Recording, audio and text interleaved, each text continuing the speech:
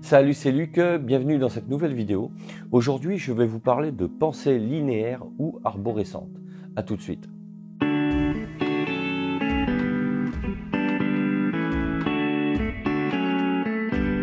Ce sont deux approches et deux modes de pensée très différents dans la manière de traiter les tâches et dans la réalisation de problèmes.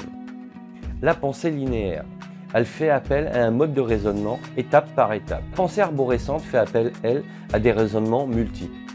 La pensée linéaire s'apparente plus à un mode de pensée monochrone, alors que la pensée arborescente s'apparente plus à un mode de pensée polychrone.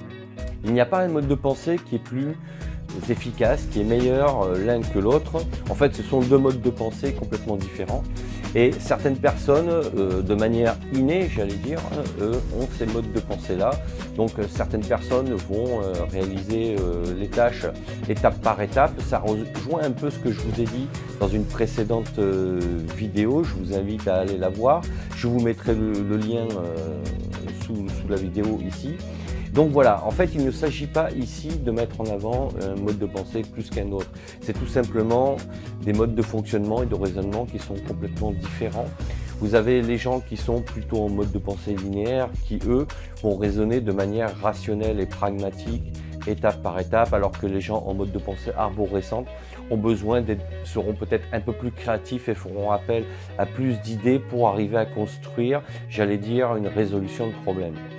En sachant que le cerveau est constitué de deux parties, c'est-à-dire deux hémisphères.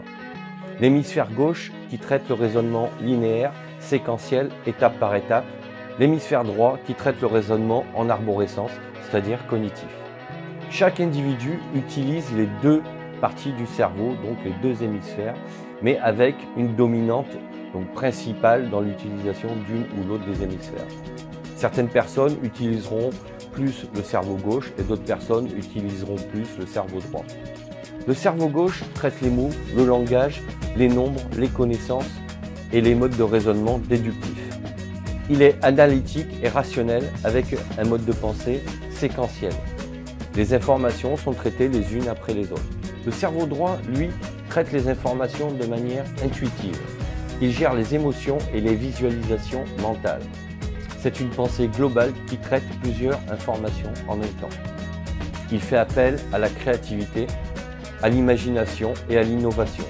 Voilà ce que je voulais vous dire sur ce sujet, en sachant que bien évidemment j'ai écrit un article sur le sujet dont je vous mets le lien sous la vidéo, donc vous pourrez lire cet article sur mon blog Mes documents efficaces. N'hésitez pas à laisser votre commentaire, à le partager, à le liker s'il vous a plu.